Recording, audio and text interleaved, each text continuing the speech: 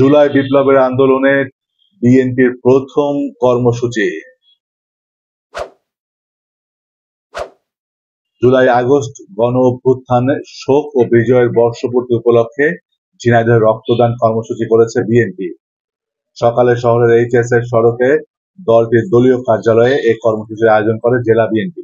এ উপলক্ষে অনুষ্ঠিত আলোচনা সভায় জেলা বিএনপির সভাপতি advocate M A Majid, senior সহ সভাপতি কামাল আজাদ পান্নু, সহ সভাপতি আখতারুজ্জামান সহ অন্যান্যরা বক্তব্য রাখেন।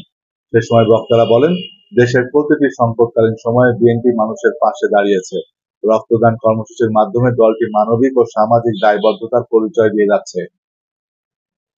অন্যদিকে শহরের পায়রা চত্বরে ডক্টর অ্যাসোসিয়েশন অব বাংলাদেশ ড্যাব ঝিনাইদহ জেলা একই কর্মসূচি পালন করেছে। আলোচনা সভা শেষে বিএনপি, যুবদল ও ছাত্রদলের নেতাকর্মীরা স্বেচ্ছায় রক্তদান করেন।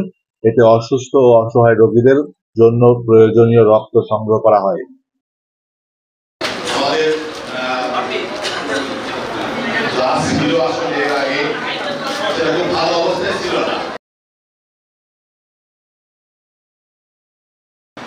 আমরা দীর্ঘদিন যাবৎ রাজপথে আন্দোলন করেছি।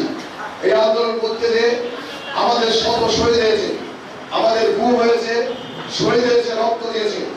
জুলাই আগস্টের আন্দোলনে প্রায় 3000 ছাত্র জনতা, বিএনপির নেতা কর্মী বিভিন্নভাবে শহীদ হয়েছে।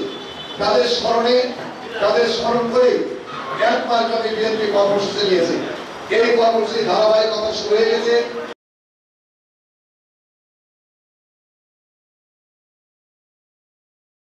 আমাদের এই দেশে একটা সরকার গঠন হোক এবং দেশে একটা বৈষম্য মুক্ত একটা সমাজ ব্যবস্থা, একটা শোষণমুক্ত সমাজ ব্যবস্থা, দুর্নীতিমুক্ত একটা সমাজ ব্যবস্থা হোক।